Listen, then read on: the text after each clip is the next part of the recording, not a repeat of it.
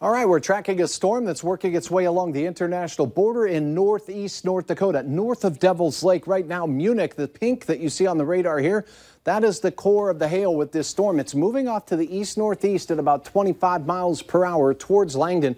The bad news is this storm has a history of larger than 1-inch diameter hail as it's made its way through Towner County and on into the Cavalier County area. But the good news is the hail size potential seems to be diminishing somewhat recently. But we're going to keep our eyes on the storm. Powerful updraft with the very heavy rain showing up here where you see the oranges and yellows. Most of it just to the north of you in the Munich area as it made its way through the Egeland area. It dumped some significant hail on the order of 1 inch and 3/4 in diameter. Here's a look at that hail core in 3 dimensions as we slice through this storm. When we see the pinks way up here above 30,000 feet, that takes a very strong rising motion to support those hailstones up at that height of a level. So we could continue to see hail threat from this storm for the upcoming half hour to hour, the way things are looking. And the storm showing some weak signs of rotation. We'll keep our eyes on that potential as well. Here's a look at the hail presently where you see the light greens here. Upwards of 1.5 to 2 inch diameter hail still possible near Munich and points north as it makes its way right towards Langdon, but it looks like could be on the outside of an hour before it gets to you.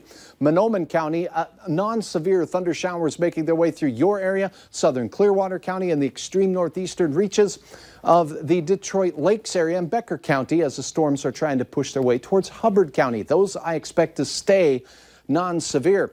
The main threat tonight is out to the west. A nasty storm moving along the international border. There we'll have a risk of some tornadoes in northwest parts of North Dakota. Severe thunderstorms that we see just beginning to fire in northern and western South Dakota will take a long time to get here, but will bring a chance of some late night storms in our neck of the woods. Now we'll time everything out in a moment, but right now 82 degrees. Dew points are in the mid 60s. That's muggy air. Plenty of moisture for our storms to work with, and the wind we've been battling all day continues to gust to 33 miles per hour from the east-southeast. Look at Gwinner, 88, Sisseton, 88, Aberdeen, a degree better than that. That's some muggy air. Holding on to 82s in Grand Forks and Fargo, and more refreshing mid and upper 70s for many across western Minnesota. So the wind continues tonight to be from the south and east.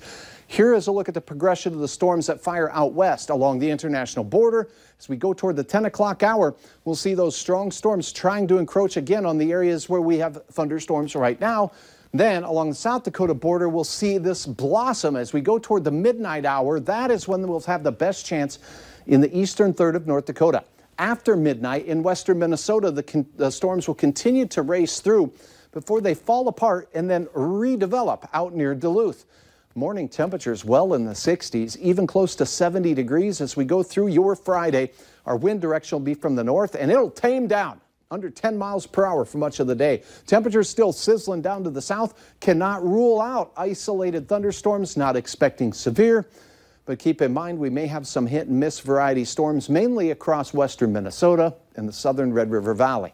As we close out the evening, it looks quiet and refreshing with temperatures slipping into the 70s, not to recover until after the weekend.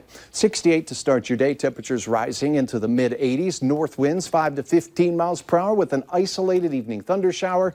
Hometown forecast anywhere along and south of I-94, a decent shot at 80+ degree weather, closer to that 80 degree mark for all of our northern counties. Babe the Blue Ox says 78 is great.